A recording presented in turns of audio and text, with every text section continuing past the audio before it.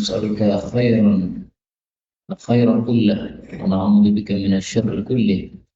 اللهم صيبا نافعا، اللهم صيبا نافعا، اللهم صيبا نافعا.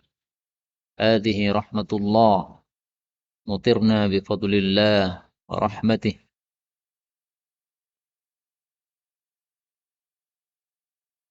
Ini ugelangan apa Pak? Ugelangan. Kalau ugelangan boleh mendekat nih.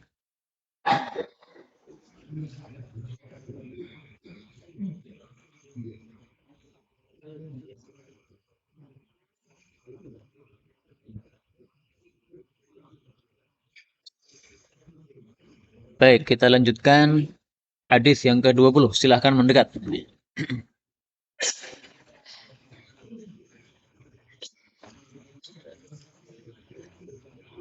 Qala al-muallif hafizahullah ta'ala wa nafa'ana bihi wa bi'ulumihi fid dharain amin. Qala Rasulullah sallallahu alaihi wasallam. Qala al-muallif hafizahullah bab ma jaa fi bayanil fajr.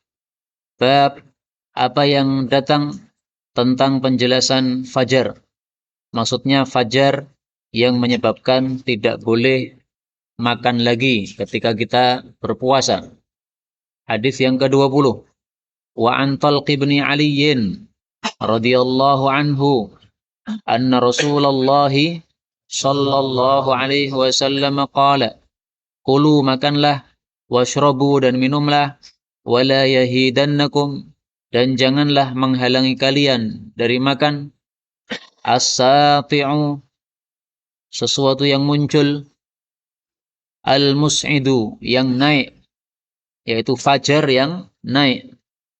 Wa kulu washrabu dan makanlah kalian dan minumlah kalian hatta sehingga ya'taridha melintang lakum kepada kalian al-ahmar fajar yang merah.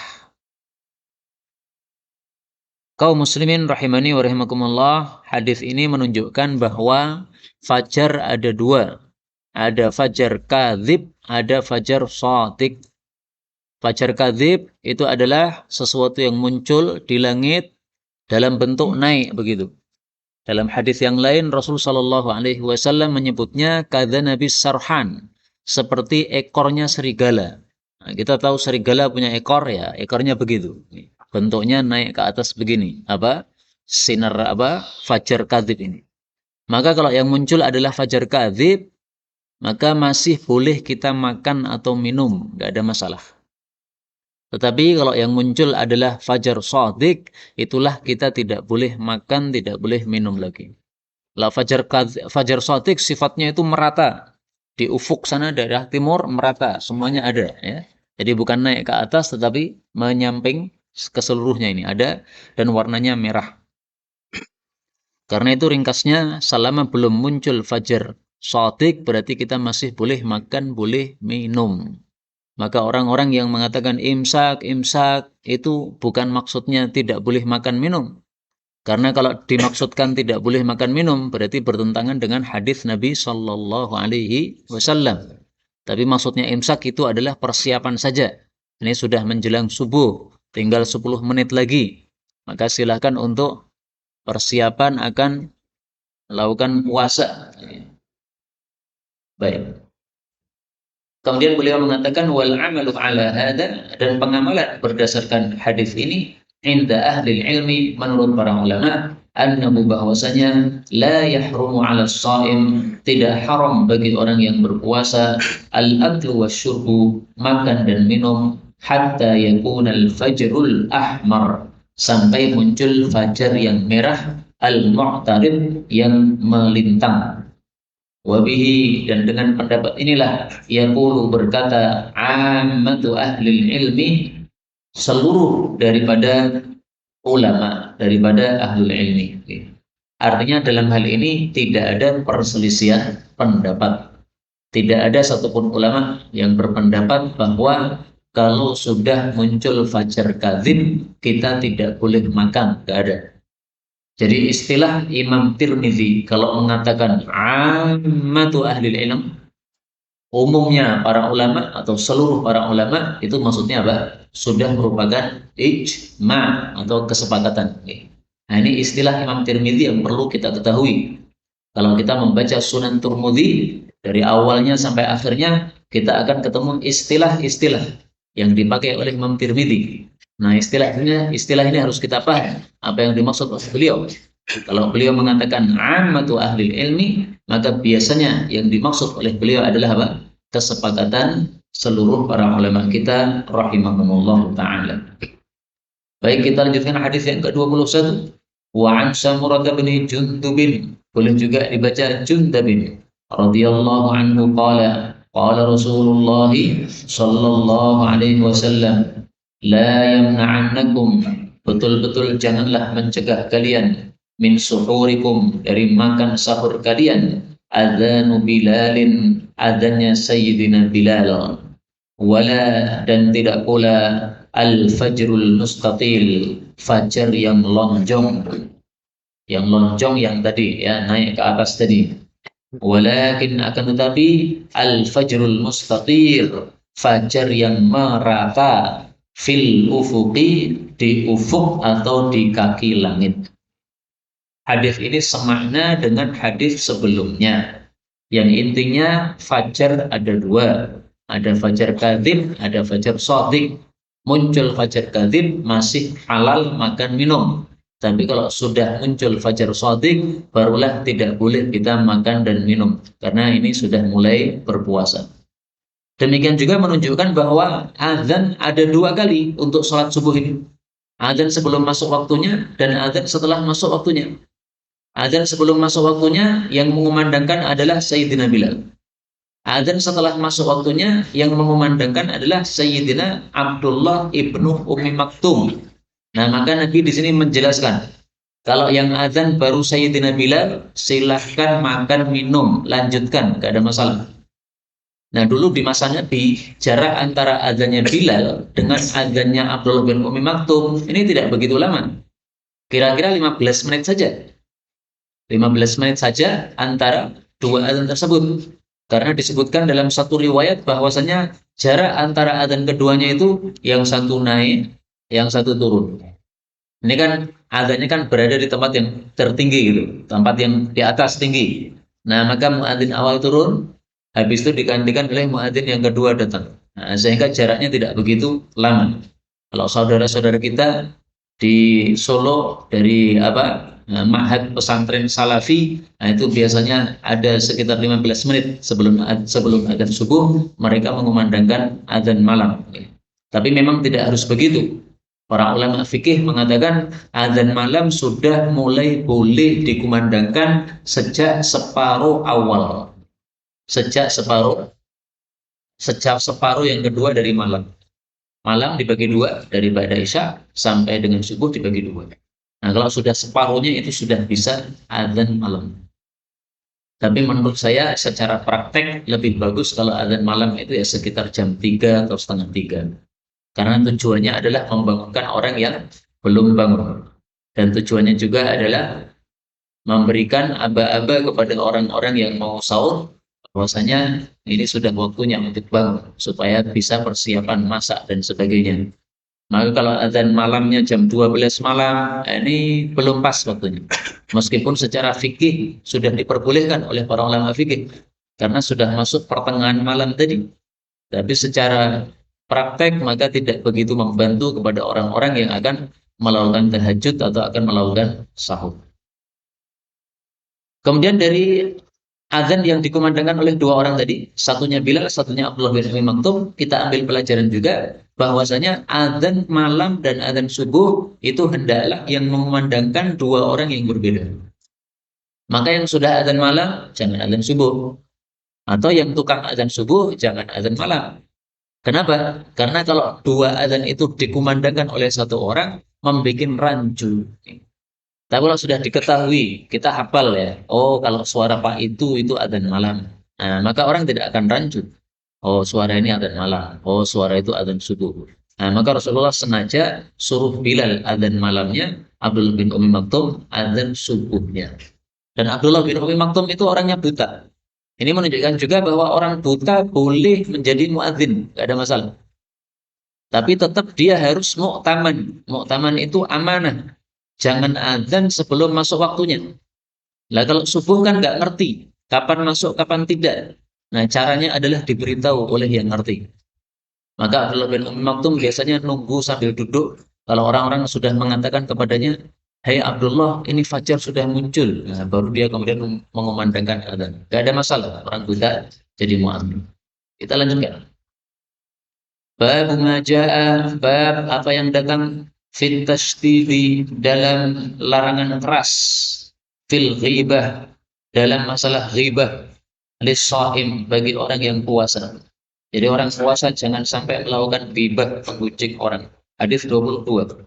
An Abi Hurairah radhiyallahu anhu anna Nabiyya sallallahu alaihi wasallam qala, "Man lam yada', barang siapa yang tidak meninggalkan qaul az-zuri, perkataan dusta, wal amala bihi, dan perbuatan dusta, falaisa lillahi, maka tidak ada bagi Allah hajatun, keperluan, bi ayyada'a, bahwasanya dia meninggalkan ta'amahu, makanannya, wa syarabahu, dan minumannya. Maksud hadis ini adalah kalau ada orang puasa tapi tidak meninggalkan perkataan bohong, azur. Ada juga yang mengartikan azur itu adalah perkataan batil. Dan kalau diartikan perkataan batil, maka ini artinya lebih luas. Perkataan bohong itu termasuk batil. Ghibah itu termasuk batil. Menggunjing termasuk batil. Menuduh orang termasuk batil. Pokoknya segala perkataan yang tidak diridhai Allah itu berarti perkataan yang batil. Nah, ini terjemahan kata-kata zur. Ini kalau diartikan batil lebih mencakup. Meskipun seringnya diartikan azur itu adalah apa? Kedustaan. Nah, maka orang yang puasa tapi masih dusta atau masih menggunjing orang, Allah tidak perlu kepada puasa dia. Apa maksudnya Allah tidak perlu kepada puasa dia? Menurut mayoritas para ulama, maksudnya di sini Allah tidak berikan pahala kepada orang yang puasa. Jadi puasa kok menggunjing, pahalanya nol. Puasa kok dusta, pahalanya nol. Atau kalaupun ada pahalanya, pahalanya kecil ya. Jadi mengurangi pahala. Puasanya tetap sah. Ini menurut mayoritas para ulama. Sebagian kecil ulama berpendapat bahwasanya Allah tidak perlu kepada puasanya, itu artinya puasanya tidak sah, yaitu batal puasanya. Ini pendapat Ibnu Hazm dan yang lain-lain. Imam Ahmad pernah ditanya, wahai Imam Ahmad, orang menggunjing pada saat puasa, gimana ini? Puasanya sah atau tidak? Apakah dia wajib mengqadha, mengulangi puasanya atau tidak? Maka beliau mengatakan, kalau orang menggunjing diwajibkan mengulangi puasa, kita semua mengulangi puasa semua, kata beliau. Artinya apa? Banyak orang yang menggunjing orang lain. Nah, maka berhati-hatilah kita. Jangan sampai puasa kita hanya sekedar tidak makan, tidak minum, tapi pahalanya nol di hadapan Allah Subhanahu wa Ta'ala. Gara-gara apa? Berdusta, gara-gara menggunjing, gara-gara menuduh orang. Pokoknya perkataan-perkataan batil. Semuanya menyebabkan puasa kita jadi nol pahala, atau kalaupun berpahala, pahalanya sangat kecil. Kemudian dari sini kita ambil pelajaran juga bahwa puasa manusia itu memang bertingkat-tingkat. Maka para ulama mengatakan puasa bisa dibagi tiga. Tiga tingkatan. Tingkatan yang pertama, shaumul awam. Puasanya orang-orang awam. Yaitu hanya puasa dari makan dan minum saja. Sementara anggota tubuhnya masih belum berpuasa. Sehingga mulutnya masih ngomong dusta, mulutnya masih menggibah, matanya masih melakukan maksiat. Nah, itu berarti puasa makan minum saja. Yang puasa hanya apa? Mulutnya atau perutnya dari makan minum. Tapi anggota tubuh yang lain masih enggak puasa. Tingkatan berikutnya yang naik lagi adalah puasanya orang-orang khusus, shaumul khawas. Orang-orang khusus ini puasanya dua. puasa makan minum, dan puasa anggota tubuh dari maksiat-maksiat.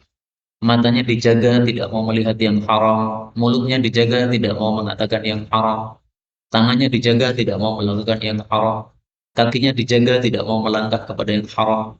Ini puasa yang sudah lumayan bagus, tapi belum sempurna.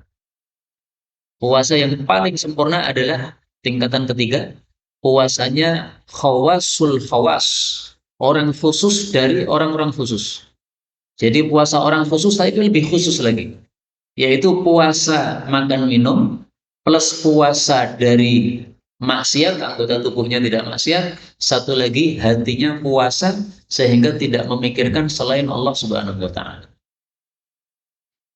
Kalau kita tidak melakukan maksiat-maksiat, tapi hatinya masih mikir dunia, masih mikir sana, mikir sini, ya, hatinya tidak fokus kepada Allah Subhanahu wa taala, ya berarti hatinya belum berpuasa. Ini pembagian seperti ini biasanya disebutkan di dalam kitab-kitab ulama-ulama sufi, ya. Kitab Ihya Ulumuddin karya Al-Ghazali, demikian juga kitab-kitab yang lainnya, antum akan temukan pembagian puasa seperti ini. Nah, mari kita lihat puasa kita masing-masing. Apakah kita puasanya puasa orang awam saja? Kalau puasa kita baru puasa orang awam, mari kita tingkatkan puasa orang khusus. Sehingga anggota tubuh kita semuanya puasa. Matanya puasa, jangan maksiat. Menyebabkan nanti puasa kita jadi lebih sempurna pahalanya. Kalau sudah bisa khusus begitu, tingkatkan lagi yang terakhir, hatinya juga puasa, fokus kepada Allah Subhanahu wa taala. Kita lanjutkan bab berikutnya. Bab majaa, bab riwayat yang datang fi fadlis sahur, tentang fadilah sahur. Hadis 23 an Anas radhiyallahu anhu anna nabiyya sallallahu alaihi wasallam qala tasahharu, sahurlah kalian, fa inna, karena sesungguhnya fis sahuri, di dalam makanan sahur, barakatan, ada berkahnya. Hadis ini mengandung dua masalah. Masalah yang pertama, perintah sahur, tasahharu. Perintah dalam agama itu ada yang wajib, ada yang sunnah. Perintah makan sahur ini hukumnya sunnah, tidak wajib. Kenapa? Karena Rasulullah kadang-kadang puasa wisol, puasa sambung. Yang kalau puasa sambung berarti hari yang kedua itu tidak melakukan sahur. Ini menunjukkan bahwa perintah sahur hukumnya sunnah. Kemudian yang kedua, hadis ini menunjukkan bahwa sahur itu mengandung barokah. Barokah itu apa? Barokah itu kebaikan yang banyak, itu namanya barokah. Barokahnya sahur ada dua macam, barokah agama dan barokah dunia. Barokahnya dunia adalah kita punya tenaga gara-gara kita makan sahur, sehingga kita masih bisa bekerja. Yang anak sekolah masih bisa sekolah, yang ibu-ibu masih bisa mengerjakan pekerjaan rumah, yang bapak-bapak masih bisa mencari nafkah, mencari duit untuk menghidupi anak istrinya. Nah, ini barokah dari sisi dunia. Barokah dari sisi agama, yaitu kita mendapatkan pahala dari Allah Subhanahu wa taala. Karena kalau kita makan sahur, maka kita melakukan sunnah Nabi. Nah, orang yang melakukan sunnah Nabi pasti mendapatkan pahala. Maka barokahnya ada barokah agama dan barokah dunia sekaligus. Kemudian satu faedah yang ingin saya sampaikan dari hadis ini, kata-kata as-sahur ini boleh dibaca dengan sin yang di fathah, sahur, boleh dibaca dengan sin yang ditambah suhur. Kalau dibaca fathah sahur, itu artinya makanan sahur. Nasi, tempe, telur, kurma, nah itu semuanya disebut as-sahur. Kalau dibaca dhammah suhur, itu maksudnya perbuatan kita makan tadi. Ngambil makanannya, dimasukkan dalam mulut, kemudian kita kunyah, kita masukkan perut, nah itu suhur. Maka dalam bahasa Arab, perubahan harokat ini bisa menyebabkan perubahan arti. Wudu itu air wudu yang digunakan untuk wudu. Tetapi kalau wudu, nah itu perbuatan kita berwudu. Kita mengambil air, kita berkumur-kumur, itu wudu namanya. Airnya disebut wudu. Tuhur juga begitu. Tuhur itu bersuci, ya, mandi itu tuhur. Tapi airnya yang digunakan untuk mandi namanya tohur. Nah, ini bahasa Arab seperti ini. Sehingga hati-hati dalam membaca hadis Nabi. Kalau hadis Nabi kita baca salah, nanti terjemahnya bisa salah, jadi berubah. Nah, sekarang pertanyaannya, ini dibaca sahur apa suhur ini? Boleh dua-duanya. Tapi kalau antum membaca sahur, berarti artinya apa? Makanan sahur. Kalau antum membaca suhur, berarti perbuatan makan sahur. Hadis yang ke-24. Waruya dan diriwayatkan anin Nabi sallallahu alaihi wasallam annahu qala, bahwasanya beliau bersabda, faslu, ini mestinya tanpa titik, diganti ya. Bukan fadlu tapi faslu, pemisah atau pembeda, ma baina siyamina, antara puasa kita umat Islam, wasiyami ahli kitab, dan puasanya ahli kitab Yahudi Nasrani, adalah aklatus sahar, makan sahur. Artinya umat Islam ketika puasa ada syariat makan sahur, sementara ahli kitab ketika puasa tidak ada syariat makan sahur pada mereka. Maka ini satu sisi berkah agama yang lain di dalam makan sahur. Yaitu apa? Menyelisih ahli kitab, menyelisih orang-orang kafir. Nah, dalam Islam ini kita disuruh oleh Allah, oleh Nabi untuk menyelisih orang-orang kafir. Jangan sampai kita menyerupai dengan sengaja kepada orang-orang kafir. Makanya Rasulullah Shallallahu Alaihi Wasallam dulu ketika masih ada di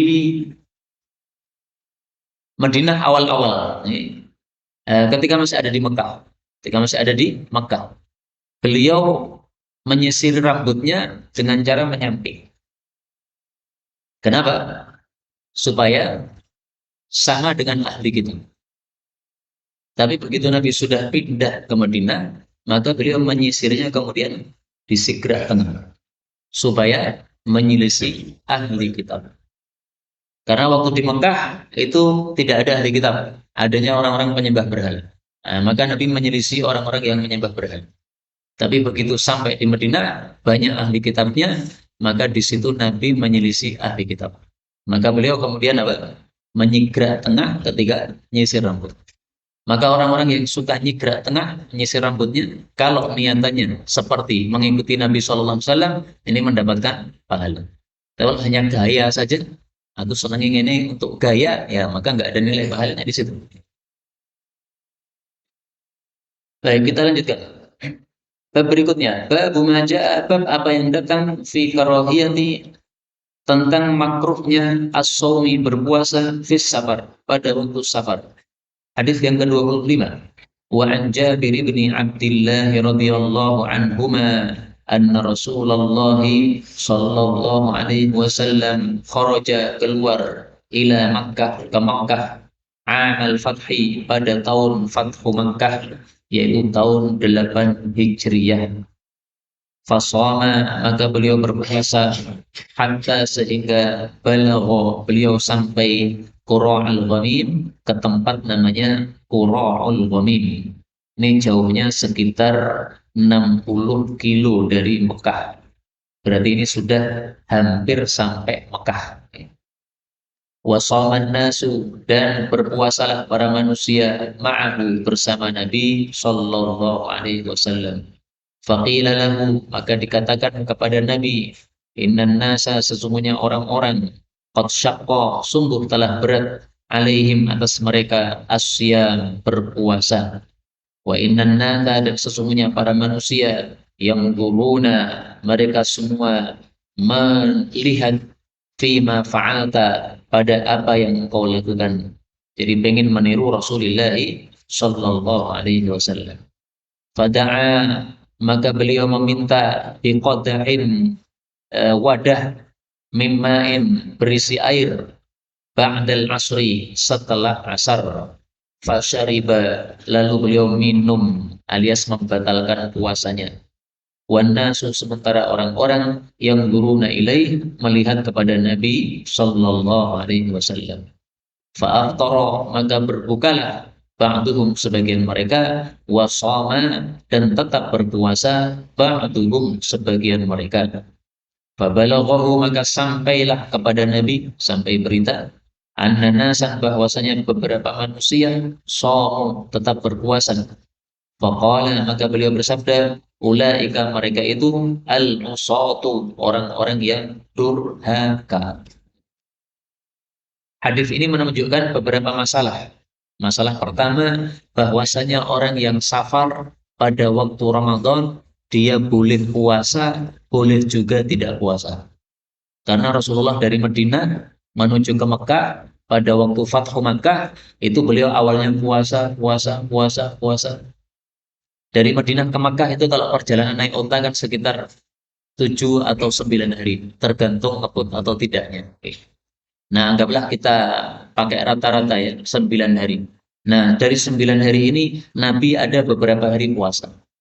Begitu sampai tempat namanya Qura'ul Ghamim, tinggal 60 kilo sudah sampai Makkah, maka beliau diberitahu, ya Rasulullah, orang-orang ini sebenarnya keberatan puasa. Tapi mereka melihat Anda. Kalau Anda puasa, ya mereka maunya puasa. Tapi sebenarnya keberatan.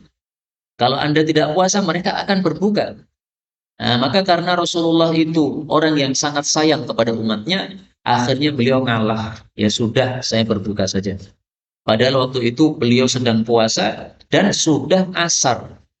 Asar sampai maghrib kan dekat, Pak. Jam berapa? Jam 4 ya, 5, 6, 2 jam lagi sudah ada. Tapi karena beliau sayang kepada umatnya, akhirnya beliau mencontohkan, udah minum. Padahal beliau kuat untuk melanjutkan puasa kuat. Tapi beliau sengaja memberikan contoh. Nggak apa-apa. Safar untuk tidak puasa itu nggak apa-apa. Nah, maka hadis ini menunjukkan orang yang safar pada saat Ramadan, puasa boleh, tidak puasa juga. Hanya saja para ulama berselisih pendapat mana yang lebih utama. Lebih utama berbuka atau lebih utama puasa. Ada 4 pendapat. Pendapat yang pertama mengatakan puasa lebih utama. Kenapa? Karena dilakukan oleh Rasulullah Sallallahu Alaihi Wasallam.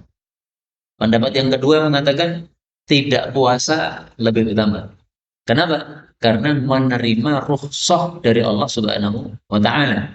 Dan Allah menyukai kalau seseorang itu menerima rukhsah dari Allah Subhanahu wa Ta'ala. Pendapat yang ketiga mengatakan sama saja, tidak ada satu lebih utama daripada yang lain. Ya derajatnya sama lah. Kamu mau puasa mau tidak itu derajatnya sama. Masing-masing dari 3 pendapat ini sama-sama ada dalilnya masing-masing. Kemudian pendapat yang keempat, dan ini pendapat yang saya pilih, bahwasanya yang lebih utama bagi musafir ketika Ramadan adalah yang lebih gampang bagi dia. Kalau lebih gampang untuk puasa, berarti lebih utama puasa. Kalau lebih gampang untuk berbuka, berarti lebih utama berbuka. Dalilnya di dalam ayat tentang puasa pada surat Al-Baqarah, Allah mengatakan yuridullahu bikumul yusra wa la yuridu bikumul usra. Allah menghendaki kemudahan dan tidak menghendaki kesusahan. Wallahu a'lam bishawab. Kemudian yang kedua, hadis ini menunjukkan bahwasanya para sahabat sangat cinta kepada Rasulullah sallallahu alaihi wasallam. Maka mereka itu yang turun fima fa'ala, melihat apa yang dilakukan Nabi. Artinya kalau Nabi puasa, yang mereka meskipun keberatan tetap akan berpuasa. Ini saking cintanya kepada Nabi Sallallahu Alaihi Wasallam. Pengennya itu sama persis dengan Nabi Sallallahu Alaihi Wasallam.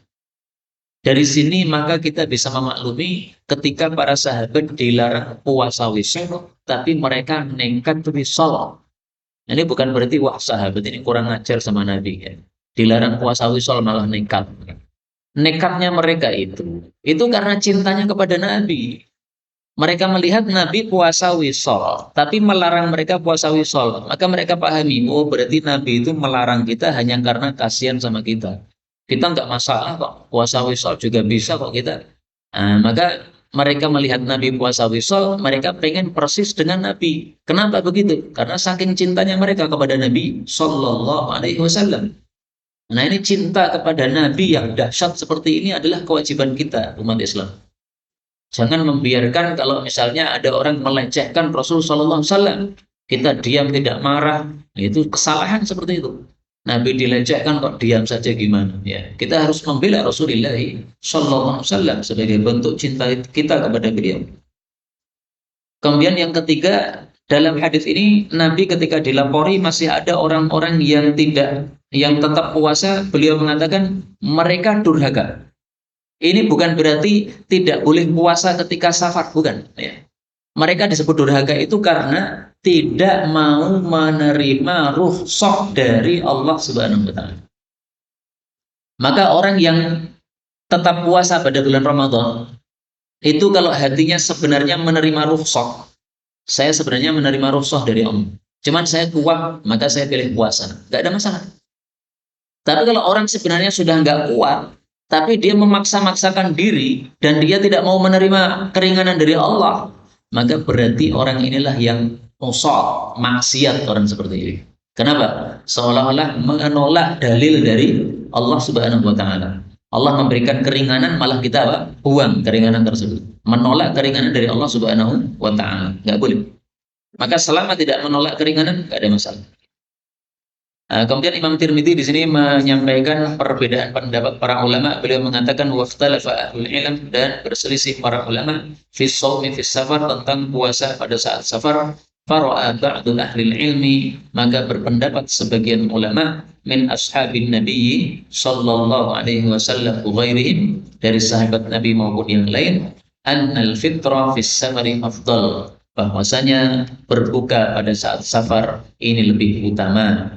Hatta ra'a ba'duhum alaihi li'adah, sampai-sampai berpendapat sebagian mereka wajib untuk mengulangi puasa idza shoma fis safar, apabila nekat puasa pada saat safar. Waqtara Ahmad wa Ishaq, sementara dan memilih Imam Ahmad dan Imam Ishaq al-fitra fis safar, untuk berbuka pada saat safar. Nah, ini pendapat yang pertama. Pendapatnya siapa? Imam Ahmad, lebih utama berbuka, kata Imam Ahmad. Kenapa? Karena ini merupakan keringanan dari Allah. Pendapat yang kedua, wa qala ba'du ahli ilm, berkata sebagian ulama min ashabin nabi sallallahu alaihi wasallam wa ghairihim, in wajada quwwah, kalau dia mendapati kekuatan, fasama, lalu dia tetap puasa, fahasanun, maka itu bagus, wa huwa afdal, dan itu yang lebih utama, puasa lebih utama.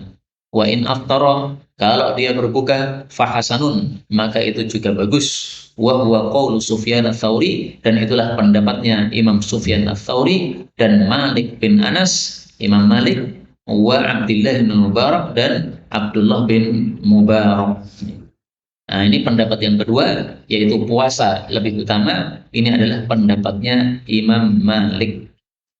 Sekarang pendapat yang ketiga. Ini ditulis sendiri-sendiri nomornya. 1, 2, 3, supaya kita paham, supaya gampang. Wa qala Syafi'i, dan berkata Imam Syafi'i, wa innama ma'na qaulin Nabi sallallahu alaihi wasallam, maksud sabda Nabi, laisa minal birri, bukan termasuk dari kebaikan, as-siyamu fis safar, berpuasa pada saat safar.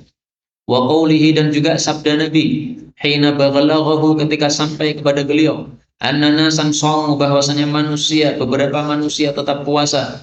Faqala, lalu beliau bersabda, ulaikal musad, merekalah orang-orang yang durhaka. Fawajhu hadza, maka maksud hadis itu, idza lam yahtamil, apabila tidak menerima, qalbuhu, hatinya, qabula rukhsatillahi, menerima rukhsah atau keringanan dari Allah Subhanahu wa taala. Wa amma, adapun man ra'al fitra mubahan, barang siapa yang berpendapat berbuka itu mubah, boleh, wa shoma, tetapi dia tetap puasa, wa qawiya ala dzalik, dan dia kuat untuk melakukan puasa tersebut, fa huwa a'jab ilayya, maka itulah yang lebih saya sukai, kata Imam Syafi'i. Jadi Imam Syafi'i sama dengan Imam Malik, yaitu lebih utama apa? Puasa. Imam Malik lebih utama puasa, Imam Syafi'i lebih utama puasa, Imam Ahmad lebih utama berbuka. Imam Abu Hanifah kok nggak disebutkan di sini? Memang Imam Tirmidzi tidak selalu menyebutkan 4 mazhab. Kalau beliau mengetahui ilmunya, beliau sampaikan. Kalau nggak tahu, beliau nggak sampaikan. Tapi bisa jadi Imam Abu Hanifah itu pendapatnya sama dengan Imam Malik, ya. Yaitu apa? Bahwasanya puasa lebih utama. Kenapa? Karena di sini disebutkan selain Imam Malik ada Imam Tsauri. Imam Tsauri ini tinggalnya di Kufah, ini seperti Imam Abu Hanifah di Kufah. Nah, kalau sama-sama ulama Kufah, biasanya pendapatnya sama. Wallahu a'lam bishawab. Nah, tapi pendapat yang ketiga dan keempat tidak disebutkan oleh Imam Tirmidzi, sudah saya sampaikan tadi. Sehingga antum tulis sendiri-sendiri. Pendapat yang ketiga tadi apa? Bahwasanya dua-duanya sama, Pendapat yang keempat, bahwasanya yang lebih utama adalah yang lebih mudah. Nah, sekarang mari kita cari dalil bahwasanya puasa atau tidak puasa pada saat safar derajatnya sama, tidak ada bedanya. Dalilnya hadis berikutnya. Babu ma jaa, bab riwayat yang datang fir rukhsati, dalam masalah rukhsah, keringanan, fis shaumi, dari puasa, fis safar, pada saat safar. Maksudnya boleh tidak puasa ketika safar. Hadis 25, wa an Aisyah radhiyallahu anha anna Hamzah bin Amr al-Aslami, bahwasanya Hamzah bin Amr al-Aslamiyah, ini mestinya bukan Aslami tapi Aslamiyah. Sa'ala, dia bertanya kepada Rasulullah sallallahu alaihi wasallam, anis shaumi, tentang puasa, fis safari, pada saat safar. Wa kana, dan adalah Hamzah ini, yasrudu, terus menerus, as-shauma, berpuasa. Jadi dia senang puasa, puasa. Faqala Rasulullah sallallahu alaihi wasallam, maka Nabi bersabda, in syi'ta, kalau kamu mau, fasum, maka silahkan puasa. Wa in syi'ta, dan kalau kamu mau, fa'aftir, maka silahkan berbuka. Inilah yang dijadikan dalil oleh pendapat yang ketiga, yang mengatakan puasa atau tidak adalah apa? Sama saja. Karena Nabi mengatakan terserah. Puasa terserah, tidak puasa terserah. Berarti sama. Panas Pak. Kalau panas dihidupkan monggo, nggak ada masalah Pak. Daripada panjenengan semua malah nggak khusyuk gitu. Nah, dihidupkan nggak apa-apa. Ini memang masjidnya belum ada AC-nya. Mungkin suatu saat masjid ini berubah jadi masjid AC. Mungkin. Amin. Baik, yang ke-26. Wa Nabi Sa'id al-Khudri radhiyallahu anhu qala, kunna, adalah kami, nusafiru, bersafar, ma'a Rasulillah sallallahu alaihi wasallam, fi Ramadan, pada bulan Ramadan.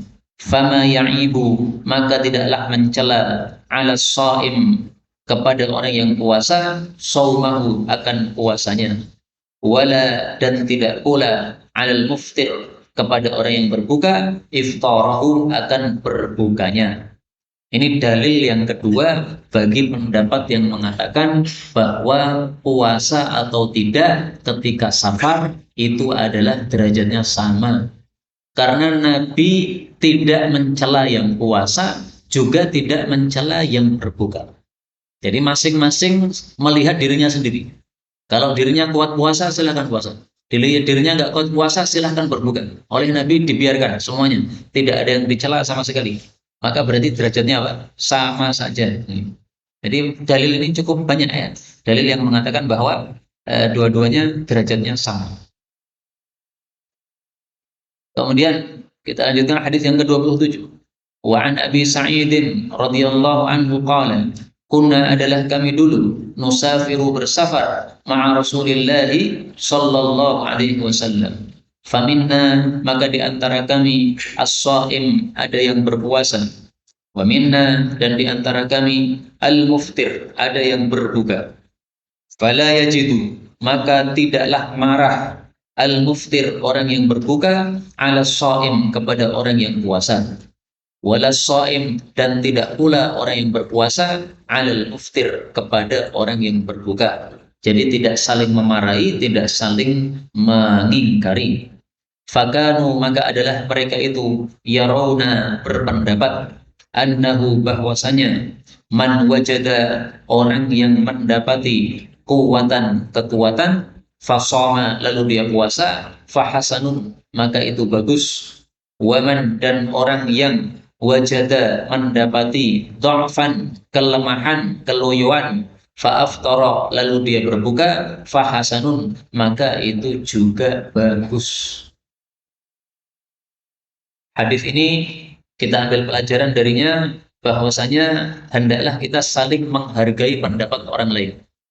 Karena para sahabat Nabi ketika safar, mereka terpecah jadi dua kelompok. Ada kelompok yang tetap puasa, ada kelompok yang tidak puasa. Tapi tidak ada saling marah, tidak ada saling mencela, tidak ada saling mengingkari. Karena itu, ini masalah khilafiyah seperti ini, Kita pakai kaidah yang sudah bagus. Kaidahnya apa? La ingkar fi masailil khilaf. Tidak boleh kita mengingkari dalam masalah-masalah khilafiyah, ijtihadiyah yang masing-masing punya dalil. Saya katakan tadi 4 pendapat semuanya punya dalil. Nah, karena semuanya punya dalil, dalilnya masing-masing kuat juga, maka tidak ada masalah. Kamu silahkan berpendapat puasa, kamu silahkan berpendapat tidak puasa, yang penting punya dasar, punya dalil. Termasuk juga kunut subuh atau tidak kunut subuh. Ini termasuk khilafiyah ijtihadiyah. Tidak boleh saling mengingkari. Saya pernah diundang kajian di Pilang, Bang. Saya pilih judul La Ingkara fi Masail Khilaf. Tidak boleh saling mengingkari dalam masalah-masalah khilafiyah. Kenapa judul itu yang saya pilih? Karena saya barusan mendengar waktu itu adanya percekcokan sedikit, ya, perbedaan pendapat gara-gara suatu masalah. Nah, masalahnya nggak perlu saya sampaikan, nggak perlu saya sebutkan. Yang saya kira itu hanya masalah khilafiyah saja. Maka sebenarnya masalah begitu nggak perlu adanya pertikaian pendapat. Ya. Silahkan yang berpendapat A melakukan A, yang berpendapat B melakukan B. Yang penting masing-masing punya dasar. Itulah yang dilakukan oleh para sahabat dulu seperti itu. Maka harus kita bedakan antara ikhtilaf dengan khilaf. Apa ikhtilaf itu? Ikhtilaf itu perbedaan pendapat. Itu boleh, nggak ada masalah. Tidak dilarang kita berbeda pendapat, nggak dilarang. Buktinya para sahabat dulu ada yang puasa, ada yang tidak. Ini kan berarti berbeda pendapat. Oleh Nabi tidak dicela sama sekali. Maka Nabi tidak pernah mencela. Kenapa sih kalian itu dalam agama kok berbeda pendapat? Nggak pernah dicela. Oh, memang pendapatnya masing-masing kecenderungannya beda-beda kok. Sampai ada perkataan mengatakan likul liroksin ro'yun. Setiap kepala itu memiliki pendapat. Nah, kalau setiap kepala punya pendapat, ya saling menghargai sajalah, sudah. Yang penting masing-masingnya punya dasar atau punya dalil. Tapi kalau yang tidak punya dalil, nah itulah baru disebut khilaf. Khilaf itu menyelisih dalil, menyelisih kebenaran, itu baru khilaf namanya. Orang menggunakan meminjam uang bank riba. Nah, itu khilaf, itu bukan ikhtilaf itu. Kalau ikhtilaf itu beda pendapat yang sama-sama punya dalilnya kuat. Kalau itu namanya khilaf, itu menyelisih yang benar, menyelisih dalil seperti itu. Nggak boleh malah dia lakukan, itu khilaf. Baik, kita lanjutkan.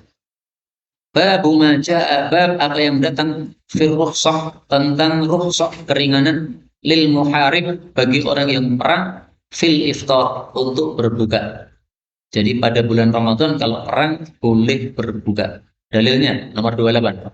Wa ani binil Musayyib radhiyallahu anhu annahu bahwasanya beliau suila, ini mestinya suila ya, diganti aja. Annahu bahwasanya beliau suila ditanya anis saumi tentang puasa fis safar pada saat safar. Fahaddatsa maka beliau menceritakan anna Umar ibn al-Khattab bahwasanya Sayyidina Umar bin Khattab qala mengatakan ghazawna kami berperang ma'an Nabi sallallahu alaihi wasallam ghazwataini 2 kali perang fi Ramadan di bulan Ramadan. Kapan itu? Yauma Badrin pada hari perang Badar wal fathi dan Fathu Makkah. Perang Badar itu tahun 2 Hijriah, perang Fathu Makkah itu tahun 8 Hijriah. Fa'aftarna lalu kami berbuka fihima pada kedua perang tersebut. Hadis ini merupakan dalil bahwasanya kalau pada bulan Ramadan kita melakukan safar perang, maka lebih baiknya kita berbuka. Kenapa? Karena orang puasa itu badannya lemas. Kalau badannya lemas, tidak kuat membawa pedang, akhirnya bisa kalah. Sementara perang ini membutuhkan tenaga yang banyak. Nah, maka orang yang bersafar, safarnya adalah safar perang, lebih utamanya dia berbuka, tidak puasa. Bahkan Rasulullah Shallallahu Alaihi Wasallam tegas-tegas dalam kasus yang lain. Beliau mengatakan ketika suatu safar, maka beliau mempersilahkan. Yang mau puasa silahkan, yang tidak juga silahkan. Tapi begitu sudah mendekati tempat musuh, nah beliau mengatakan lagi, ini musuh sudah dekat. Besok kita puasa. Dan kalau kita berbuka, ini lebih menguatkan tenaga kita. Maka silahkan berbuka. Nah, oleh Nabi fatwanya diubah. Yang kemarin fatwanya boleh puasa boleh tidak, kemudian hari berikutnya karena sudah akan melakukan peperangan, beliau katakan sekarang berbuka saja.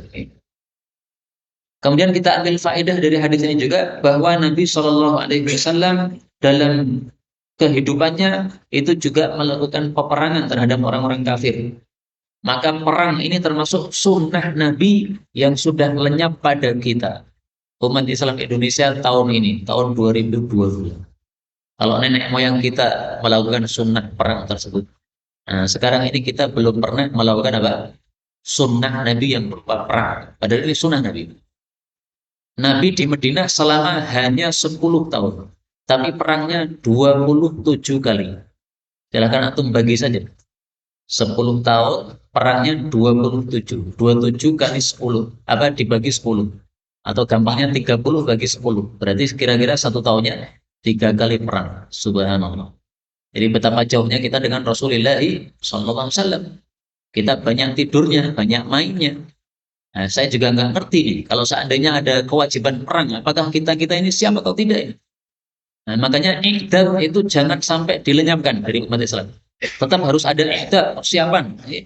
Latihan bela diri, kemudian latihan apalagi pedang dan sebagainya. Ini termasuk iqdad yang tidak boleh ditiadakan dari umat Islam.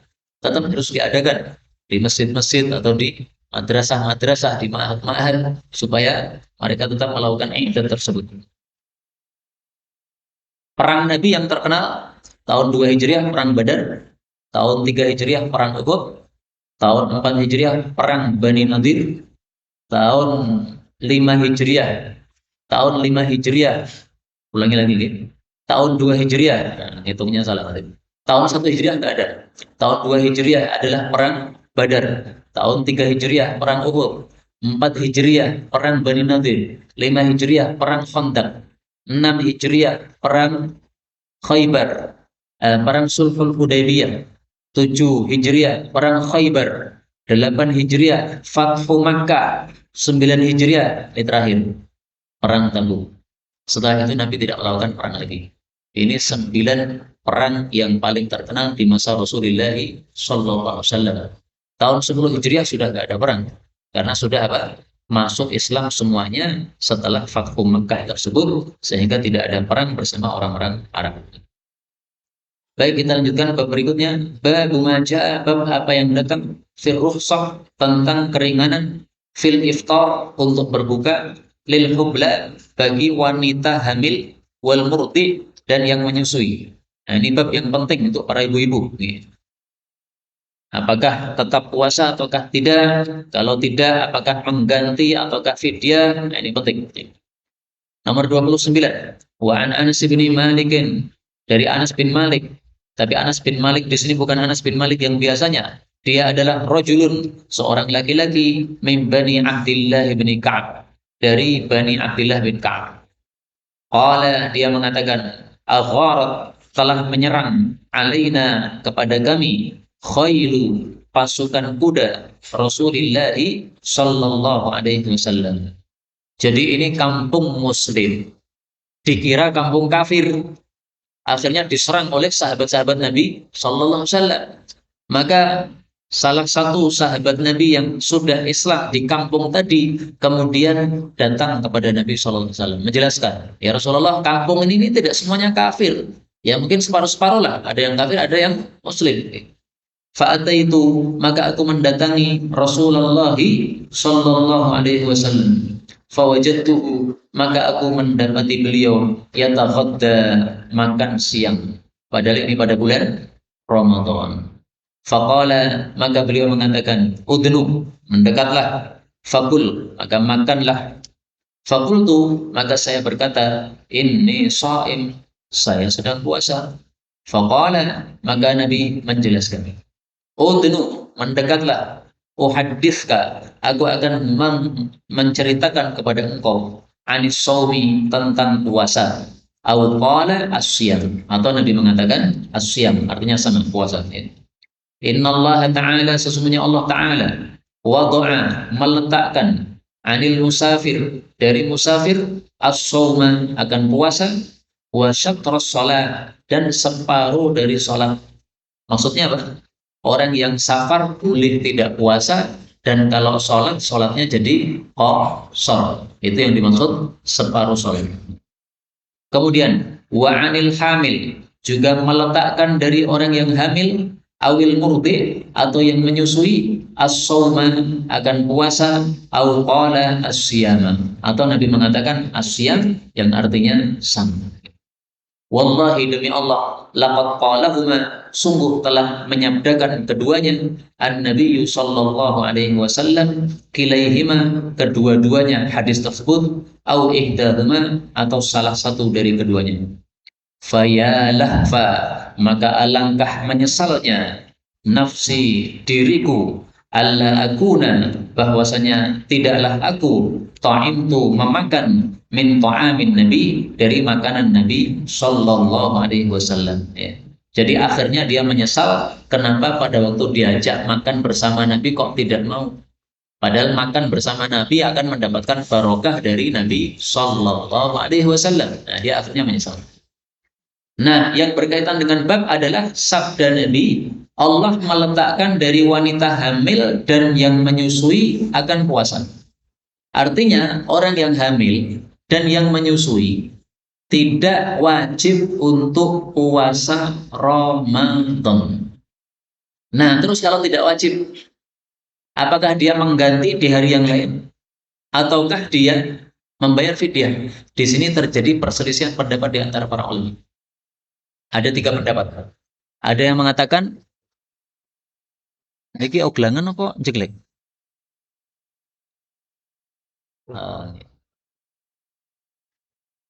Baik, ada berapa tadi? Ada 3 pendapat.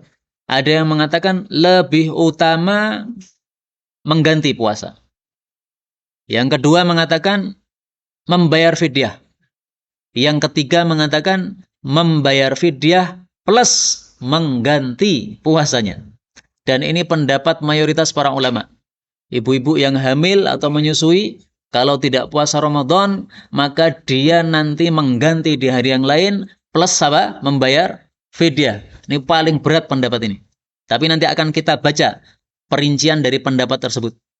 Kalau saya pribadi lebih memilih pendapat yang pertama, yaitu wanita hamil atau menyusui, kalau tidak puasa, maka dia mengganti di hari yang lain. Kenapa? Karena hamil itu sama dengan sakit. Hamil kan sakit, Bang. Hamil sakit. Ada bayi dalam perutnya, terasa berat, sakit. Kadang muntah-muntah, mual-mual. Nah, maka orang hamil itu sama dengan orang sakit. Maka kalau orang sakit itu kalau sudah sembuh wajib mengganti puasa Ramadannya, sama juga wanita hamil dan menyusui. Kalau sudah selesai menyusuinya atau sudah selesai hamilnya, maka berarti mengganti pada hari yang lain. Sama dengan orang sakit, persis plek. Dan ini pendapat yang dipilih oleh Hasan Al-Basri. Hasan Basri ditanya, wahai Hasan, ini wanita hamil. Dia tidak puasa karena keberatan, karena hamil. Gimana ini? Maka beliau mengatakan, wa ayyu maradin asyaddu minal hamal. Sakit apa yang lebih dahsyat daripada hamil? Nggak ada. Artinya hamil itu hukumnya sama dengan sakit. Kalau sakit kamu boleh tidak puasa, berarti hamil juga boleh tidak puasa. Tapi mengganti pada hari yang lain. Kecuali kalau ada seorang wanita yang siklus hidupnya hamil nyusu mandek-mandek. Berhamil nyusu rampung, hamil meneh, nyusu meneh, nggak akan bisa mengganti. Ya sudah, bayar fidyah saja. Tapi kan tidak banyak yang seperti itu kan. Saya tadi pagi ketemu teman saya tanya, anak Ikro Mas, anakku mikir dulu Pak. Nah, berarti banyak banget anaknya. Anakku 14. Nah, Masya Allah. Nah, saya bilang subhanallah. Berarti kalau saya ngoyai cik songoneh, wah ibu isopora ki ngoyai gitu. Karena baru 5 saya. 5 pada 14 kurang 9, subhanallah. Tapi terus mikir tok lagi betul ngomong ya. Ini mau nambah istri cepat iki gitu. Komo lagi, komo gitu. Pon nggak usah dilanjutkan gitu. Nggak usah dilanjutkan. Kita lanjutkan yang ini saja, yang pembahasan fikih ini. Baik, kita baca apa penjelasan Imam Tirmidzi tentang perbedaan pendapat. Wal amalu ala hadza, dan pengamalan berdasarkan hadis ini inda ba'di ahli ilm, menurut sebagian para ulama. Wa qala ba'du ahli ilm, dan berkata sebagian para ulama yang lain, al hamil wal murdi, wanita hamil dan menyusui, tuftirani, berbuka, wa taqdiyani, mengqadha atau mengganti, wa tut'imani, dan memberi makan kepada orang-orang miskin. Itulah yang saya sebut fidyah tadi, ya, memberi makan kepada orang-orang miskin sebagai ganti dari dia tidak puasa. Wabihi yaqulu Sufyan, dan dengan pendapat itulah berkata Imam Sufyan, wa Malik, wa Syafi'i, wa Ahmad. Jadi dari 4 madhab ini yang memilih pendapat pertama ini 3, Malik, Syafi'i, Ahmad, bahwasanya wanita hamil atau menyusui nanti dia wajib mengganti plus wajib bayar fidyah.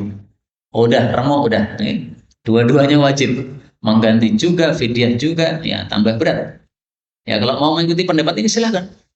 Apalagi Anda orang Indonesia, kalau ditanya madhabnya apa, katanya Syafi'i. Nah, ini pendapatnya Imam Syafi'i.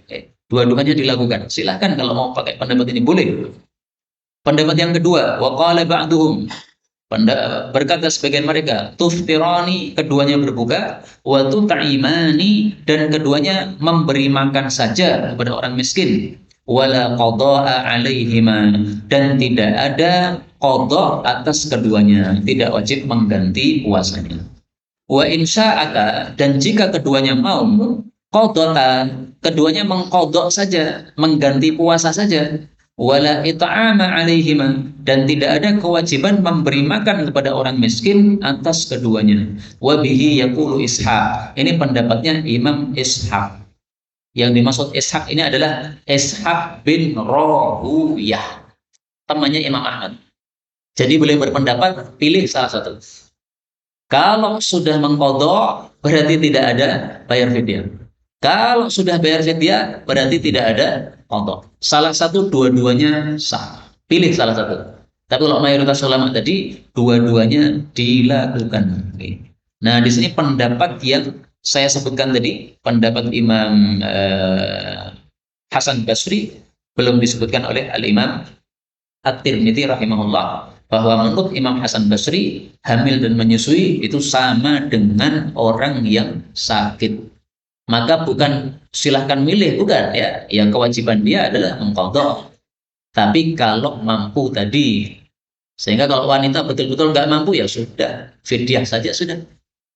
Karena itu sejak dulu saya tidak mengubah jawaban. Seringkali ibu-ibu itu tanya, ini Ustaz saya hamil, ini tidak puasa, gimana? Ya saya bilang nanti qadha. Biasanya kan setelah hamil kan menyusui kan nggak bisa puasa. Tapi kan menyusuinya biasanya nggak sampai setahun kan? Saya tanya istri saya, biasanya menyusui berapa sih? 6 bulan katanya. Setelah 6 bulan itu masih menyusui, tapi nyusuinya masih jarang-jarang. Artinya tidak sedahsyat 6 bulan pertama. Sehingga karena menyusuinya itu tidak sedahsyat 6 bulan pertama, disambil puasa itu masih bisa. Nah, kalau memang bisa begitu, silahkan mengganti ketika menyusuinya sudah tidak dahsyat. Boleh mengganti puasanya pada bulan Sya'ban menjelang Ramadan, nggak ada masalah. Itu yang dilakukan oleh Aisyah. Aisyah biasanya punya utang puasa Ramadan, karena kan wanita haid ya, kadang-kadang pasti haid kan. Nah, tapi dia tidak bisa mengganti kecuali di bulan Sya'ban. Kenapa? Kalau bulan-bulan yang lain dia sibuk melayani Rasulullah SAW. Tapi pada bulan Sya'ban nanti Nabi tidak perlu dilayani, tidak perlu dimasakkan, tidak perlu dilayani secara biologis dan sebagainya, karena beliau sering puasa pada bulan Sya'ban. Nah, pada saat itulah Aisyah menggunakan kesempatan untuk mengganti utang puasanya. Maka biasanya beliau itu menggantinya menjelang Ramadan, tidak ada masalah. Tapi kalau ternyata sampai Sya'ban ini si wanita juga masih tidak bisa untuk mengganti puasa, karena ternyata bayinya nyusunya dahsyat, meskipun sudah 1 tahun nyusunya masih dahsyat sekali misalnya, sehingga dia lemes tidak mampu untuk puasa, silahkan bayar fidyah, silahkan. Maka alternatif kedua bayar fidyah, jangan alternatif pertama Pak, bayar fidyah. Saya ingin menguatkan pendapat yang saya pilih ini dengan kalam Allah di dalam Al-Quran. Karena saya lihat sebagian ibu-ibu itu ada yang gampang-gampang, pokoknya fidyah. Benar, itu pendapat itu ada, benar, saya mengakui, tapi cenderung bahwasanya apa? Puasa lebih utama. Oke. Allah mengatakan di dalam Al-Qur'an pada surat Al-Baqarah ayat 184, "Wa antasumu khairul lakum." Bahwasanya kalian berpuasa lebih baik bagi kalian. Ayat ini Allah sebutkan setelah Allah mengatakan wa 'alal ladzina yutiqunahu fidyatun ta'amu miskin. Orang yang tidak mampu puasa, yaitu keberatan puasa karena sudah tua, dia membayar fidyah, yaitu memberi makan kepada orang miskin. Tapi kemudian Allah mengatakan wa attasumu khairul lakum. Kalian puasa itu jauh lebih baik untuk kalian. Nah, maka sekali lagi, wanita yang hamil atau menyusui, pilih alternatif yang pertama, jangan yang kedua. Yang pertama adalah qadha dulu. Setelah qadha tidak mampu, barulah fidyah. Wallahu a'lam bishawab. Inilah dapat kita pelajari pada pertemuan kali ini. Insya Allah hadis berikutnya kita baca pada waktu yang lain. Benarnya dari Allah, kalau ada salahnya, astagfirullahaladzim.